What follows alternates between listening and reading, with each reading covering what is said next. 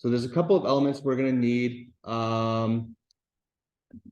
to understand with Orwell and this book. So if you're taking a look in your booklet here, first page you're going to see the themes and big ideas explored in Animal Farm. And so we can kind of see, it's about oppression, revolution, corruption, class warfare, language as power, religion, government and control, and tyranny. So we're going to explore how all of these themes are present here.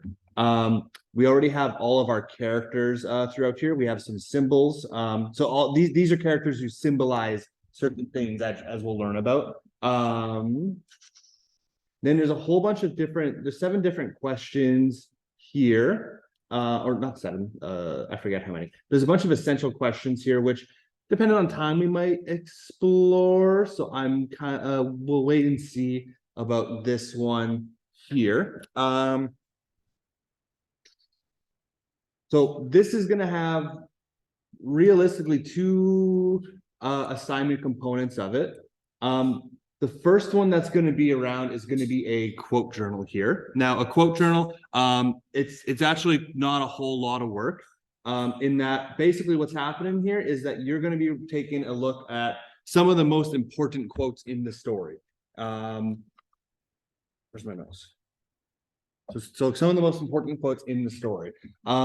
So you could either do this on paper. I'd recommend maybe keep like a Microsoft Word document or something, like just start something fresh from scratch. But so what you're going to include is for each chapter, and there's only, I think it was 10 chapters if I recall.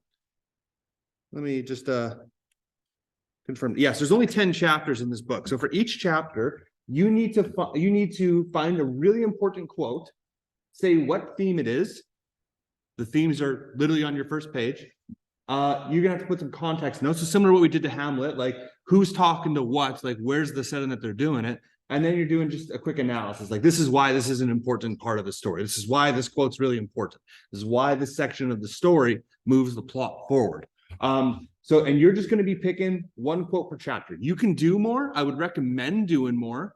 But you really, at its core, the minimum is you need 1 per chapter. So at the end of this, you should have 10 quotes.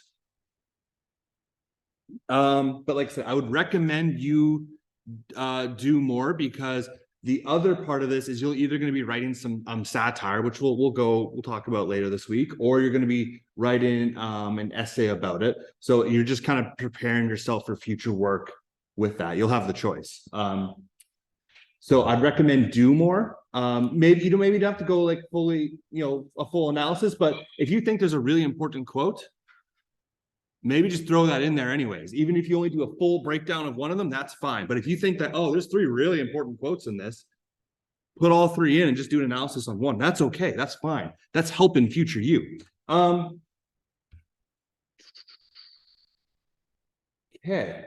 So a lot of Orwell's work is based on satire and fables, and there's also allegories and something else. So let's really quickly hammer into each of these first. So we just have to have a little bit of understanding of this before we go in. So satire is something that it uses humor to mock a person, to mock an idea. Like if you've ever like opened up a newspaper ever, there's going to be some type of a satirical thing on any type of government official. Actually, let me just.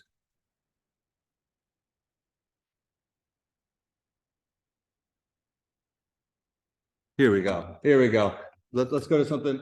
So you see, which one do I want to do?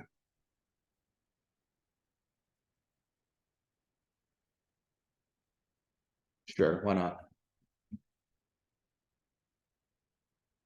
Here we go. So this is one about like Justin Trudeau when he was starting to run for prime minister, for example. And so these are like basically like the people who were behind him. So this person was putting satire in the fact that, they didn't think that he was ready, or they didn't think he, had the experience or right team or something like that. That's not what I'm saying. What I'm just generally saying though is, if we're looking at this, he's poking fun of it with humor, right? You're meant to look at this and have like a quick laugh, but it has a deeper meaning behind it. So that's what satire is. So So they point out like social issues, people, vices, decisions. They usually exaggerate some things. If you had a person with a really long nose, has anyone ever like seen like a caricature artist like in the parks or something, or like even in movies? They like really over exaggerate things. Like if there was a cop who sat down for it, they'd probably draw like a literal pig. If you have braces that make your teeth like huge and put the like railroad tracks on it, that's satire. That's what that is, right? It's poking a little bit fun. Like, oh, you have a big nose. I'm gonna exaggerate that feature. So that's what satire is.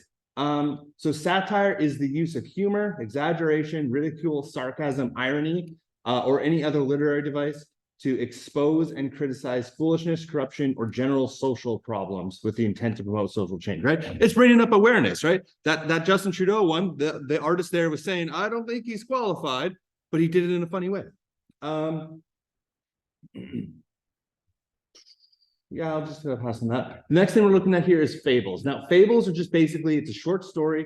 It involves animals, and it's telling some type of a truth or moral. Literally what the entire book is. The entire book here is a fable.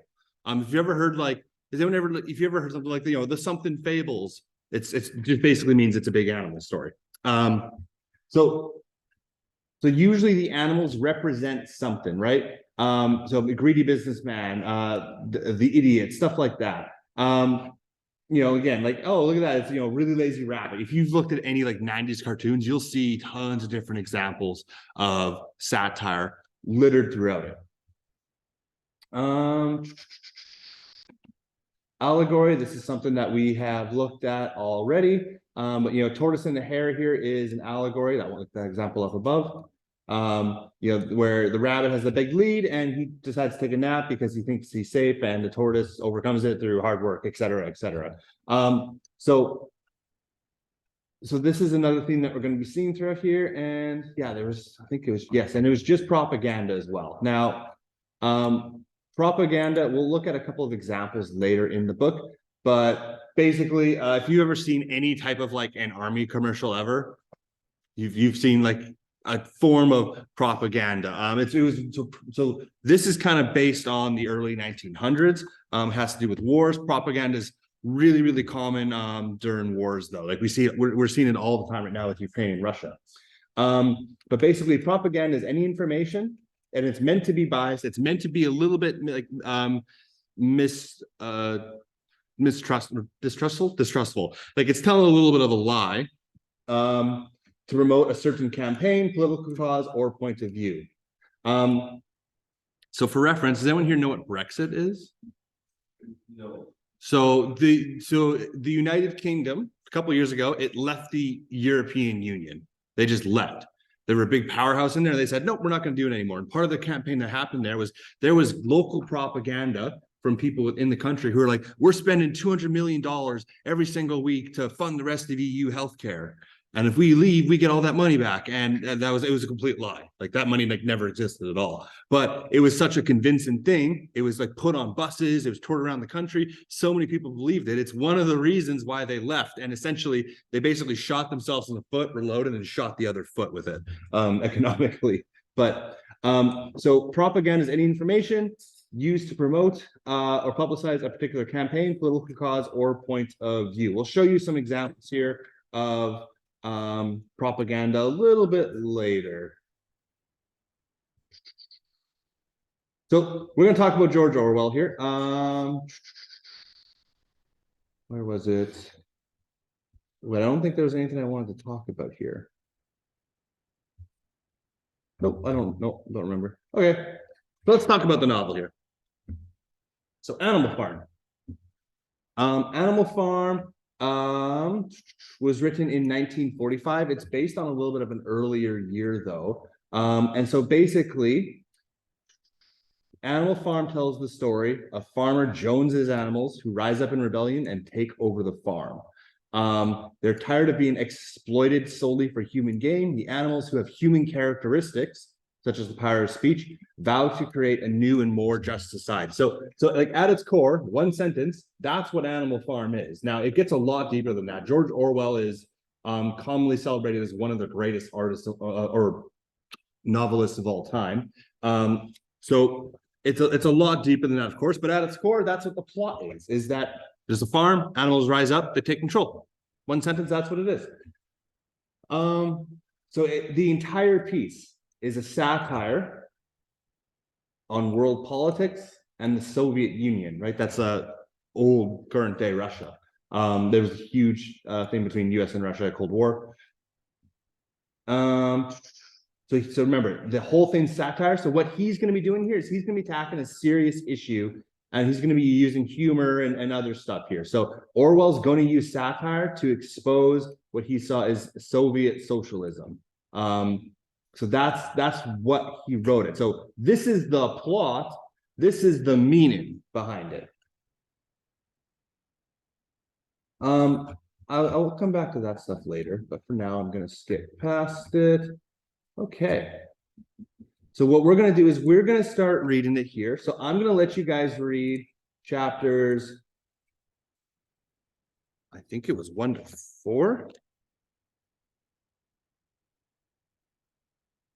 Yes, I'm going to let you read chapters 1 to 4, which is not a whole lot. So I'll give you some time then to read that. It's about 26 or 27 pages. And around, so I'll give you time to read that, and then I want you to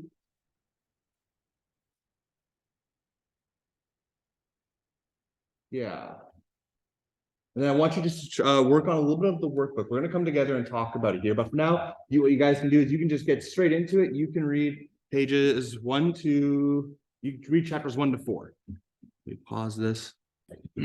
All right, so we have rules of animalism here. So we had we'll talk about the characters, but we had old Major give some big passionate speech, then die like 3 days later. And then eventually there's an uprising that happens and they come up with 7 rules. So we have our rules of animalism here. Red, maybe make that just a little bit bigger. So starting off, it's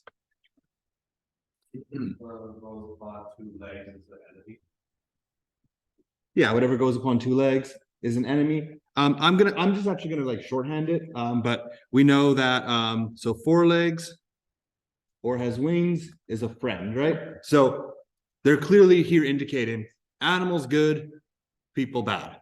And there's a concern. Well, what about like, I don't know, chickens or birds? They have 2 legs. Oh no, they have wings, they're good. So next, no animals can sleep in a bed. So we have no bed, no clothes, no alcohol.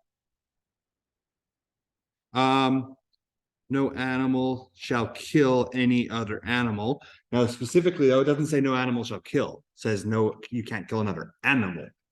So you can kill a guy. And then all animals are equal as the very last rules.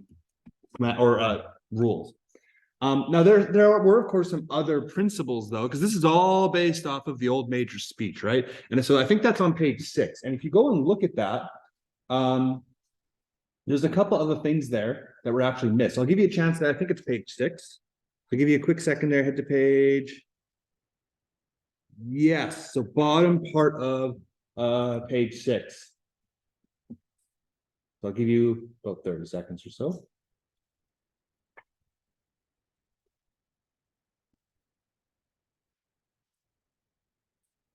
Okay. So kind of starting out here, so there's some other principles here that were missed. We know that no animal must live in a house. This was one of his principles. Now, this bed thing is kind of similar in that regard, but not the same. So the old Major said you should not be able to go in a house, but well, this wasn't included in the Pig 7 commandments, right? Or rules. So no animals must live in a house. No animal may smoke. So it was initially supposed to be alcohol and tobacco, but that didn't make its way into the rules. Make this a little bit bigger.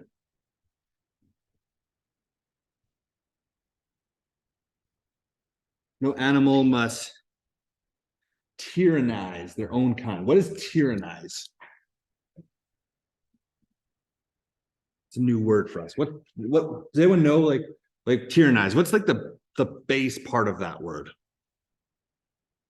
What was this? So like what does tyrannize mean? It's like tyranny, but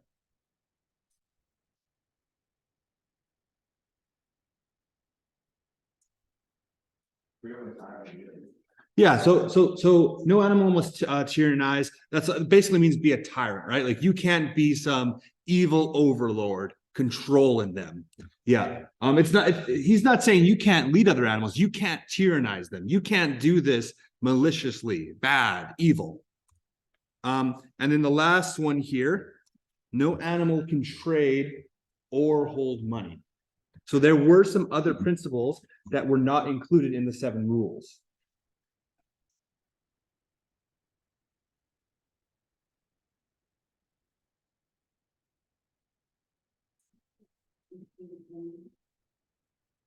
Zoom in.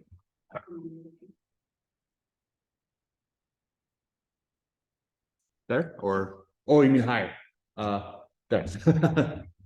Now I had simplified these. You can find the full list, Kim, word for word on page 15. I just summarized it for the sake of typing, but the full list actually of all 7 rules is there on page 15. So I'd recommend put them word for word because that will come into play later. I just did that shorthand. But you want to put your words on there should be the ones from page 15 because we are going to come back to those.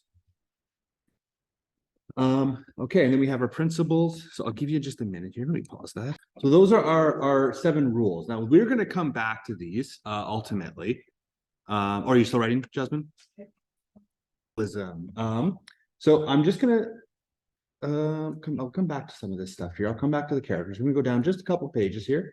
I'm gonna start talking about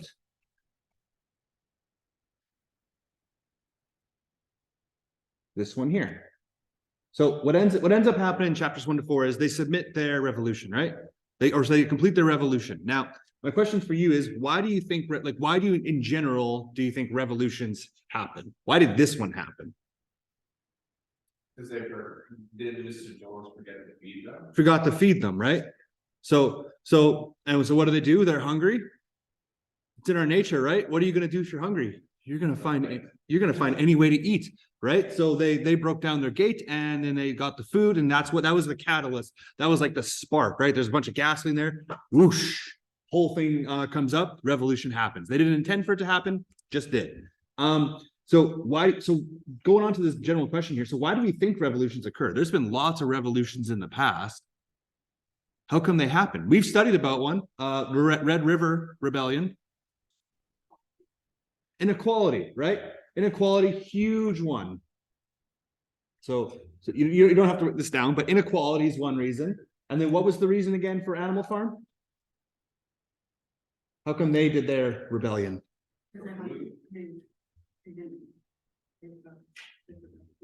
Yeah, they were starting to enter starvation, right? Their living quality. I'm going to put poor QLL, poor quality of life. Their living quality wasn't good. They were starving. So when your needs are not met, when you and a bunch of other people do not feel satisfied, that tends to be the catalysts for revolutions in general, right? So it's when you're unhappy with your life. There's a lot of other people unhappy with your life. It's very hard for you, one person, to do a revolution. You need a group. You need a bunch of people to do this. Quality of life. Yeah. So those are generally 3 of the big. I guess you could also put needs not met. But these are generally the big reasons why revolutions start. Is there's inequality and they're trying to fix it. That was the big reason of the women's suffrage movement, for example. Starvation, because if you're starving, you get you're gonna go do whatever you can to survive, right? Poor quality of life, and then if your needs are not being met, and you need a group of people. Generally speaking, revolutions, all the revolutions in history, all the rebellions in history have come when a large group of people are falling under one of these 4 things.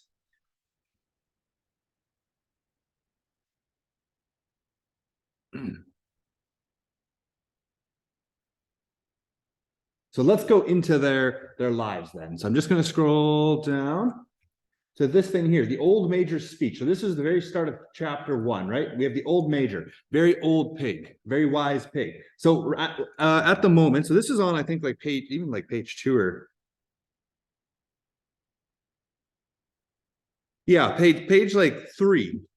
So page 3, that the bottom 2 paragraphs there, that's when he starts talking about their lives. What does he say? Like what are their lives like?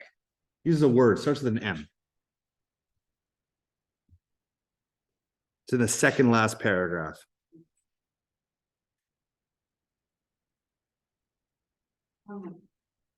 Sorry?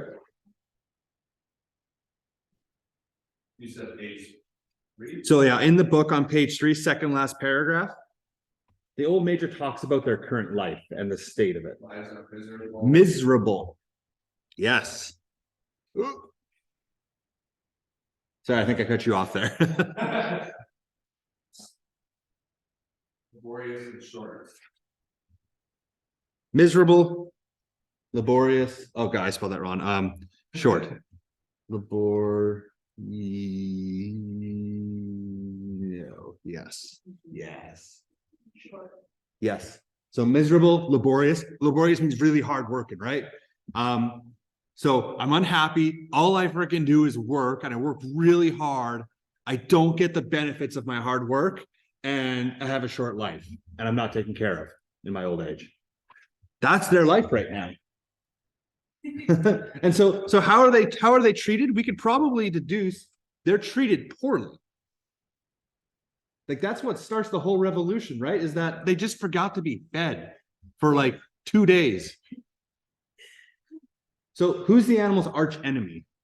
Humans. Humans. Man. And so what was the solution to their problems? So what's their final plan here? I think we got that. But I'm guessing they're gonna try to straight. They're gonna what? That's what I'm guessing. The solution to their problems here is rebellion. Specifically, run their own farm. We're gonna rebel, we're gonna take control of the farm. You know, so remember, it's a very laborious life. They work, they see none of the benefit, right? You know what would be really nice? If all this hard work I'm doing, I'm the one who got all those nice benefits. You know, they talked about, oh, all these children you have, they get sold instantly. The second you're sick, you get killed. You only get enough meager rations to survive. And so finally, what he ends up saying here, oh, I don't think I wrote that down. Oh yeah, here we go. Very top of page 6. All men are enemies. All animals are comrades. So this comrade thing, this is referring to like Soviet Russia, USSR and stuff, right? So that's what this is meant to be a whole satirical piece of, which we'll learn about the revolution a little bit. But so animals are comrades.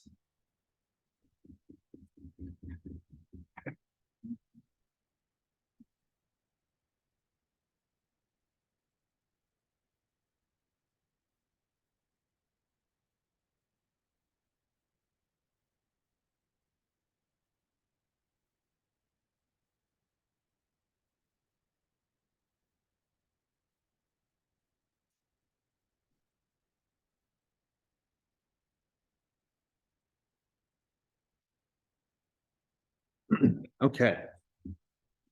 So that's their overall plan here. And we've talked about, the old majors commands and stuff. So I'm just going to bypass this. I don't have a whole lot of time. I'm going to skip those. Okay. We already talked about how the rebellion takes place, of course. Rebellion took place because the animals were neglected and starved. They break out to start eating, and a brawl ensues. the words I'm going to use. Right? When they broke out, it was not the goal is oh, I'm going to overthrow them. It's I'm freaking starving.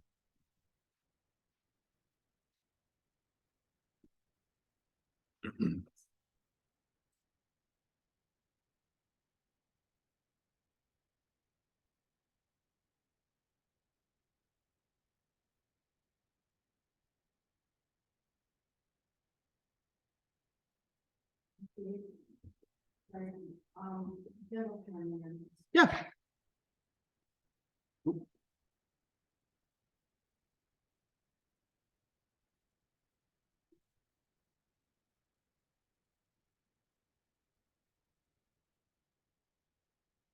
So.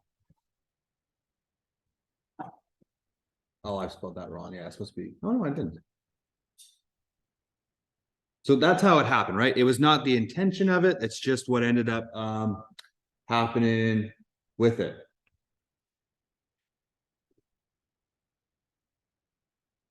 So who ends up taking control of the farm? Snowball, or what's it? Well, so Snowball and Napoleon. So Snowball and Napoleon, more specifically the pigs in general, but they're kind of the leaders of the pigs. So the pigs are the ones who end up taking over the farm or leading the farm. And how come? How come they're the ones who do it? They're the smartest. They're the smartest, absolutely, right? They're the ones who can read, they're the ones who can write, they're the ones who are able to like really think, work with the other ones. They're very convincing with how they talk. So yeah, the pigs are the ones who end up taking complete control. And eventually, you remember the cows are like, oh my God, I haven't been milked in a day. It hurts. So they milk the cow. What happens with the milk? Goes to the pigs. How come it went to the pigs? It wasn't shared around the farm.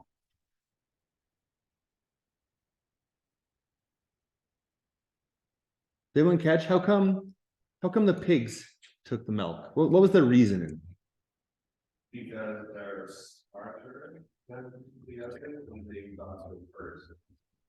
Partially. So, they use their brains. I forget what page it's set on. So, the pigs, they're smart. They run the farm. They're using their brains to manage the farm and to keep Jones away. Remember, we don't even like milk and apples. They're eating the good stuff, but their excuse is, no, we don't even like it. They eat it for the other animals' benefits. Like we want, who here wants Jones to come back? Oh, none of us do. We don't even like this stuff. The only reason we're doing it is so that we're able to stay healthy. We're able to live longer.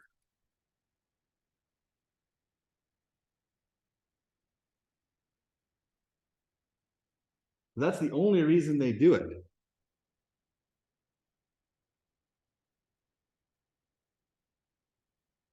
Right? The way they're saying is like, I'm sacrificed, like I'm eating this stuff I don't like. They secretly like it because it's going to keep me healthier. It's going to keep my brain working better. It's going to let us run this farm. So they get all the milk and apples. The other animals don't get any.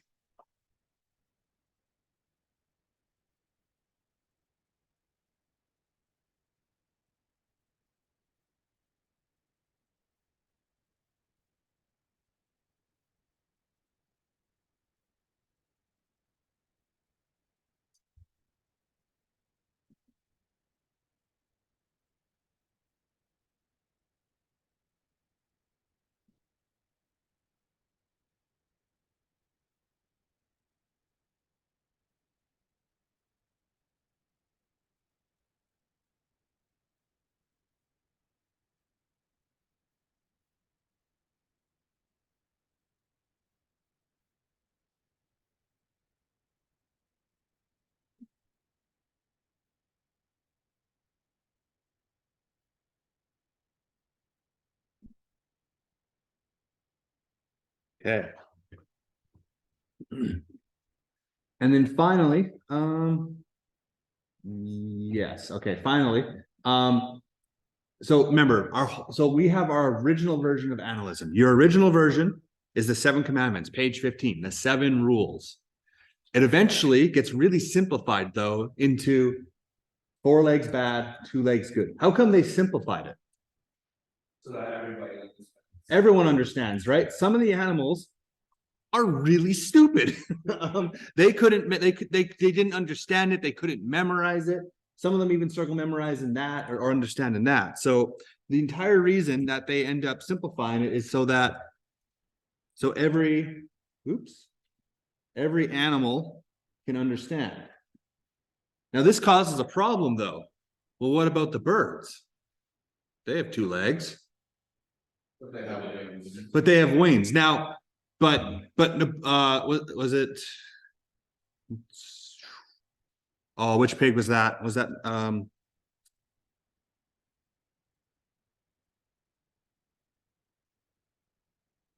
yeah, Snowball. Okay, that's what I thought. So Snowball, one of the pigs, remember he's really crafty with his words.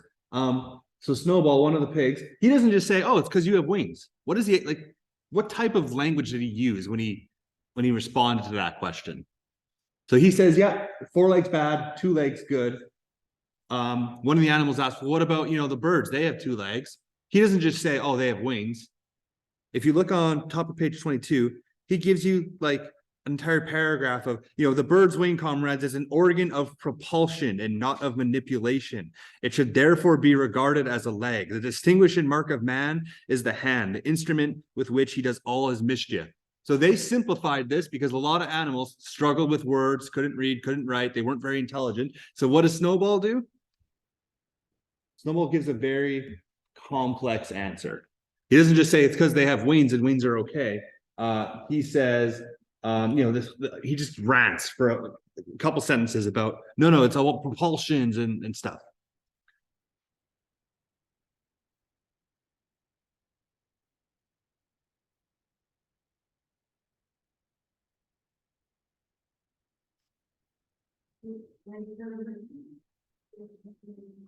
And I'm just going to leave this quote here.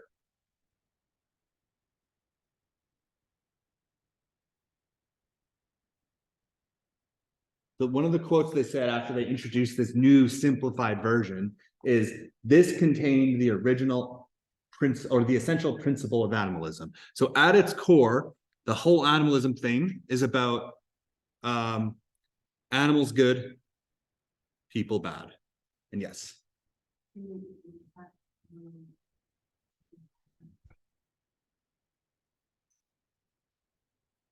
So at its core, animals are good, and mankind is bad, is really what they're trying to get to here.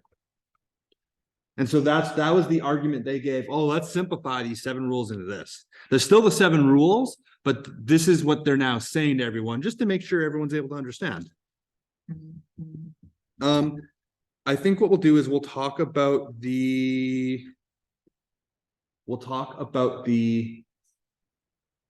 rules or the characters tomorrow, just because we're a little bit out of time here. So we'll talk about the characters tomorrow, introduce them all, some of their characteristics and aspects.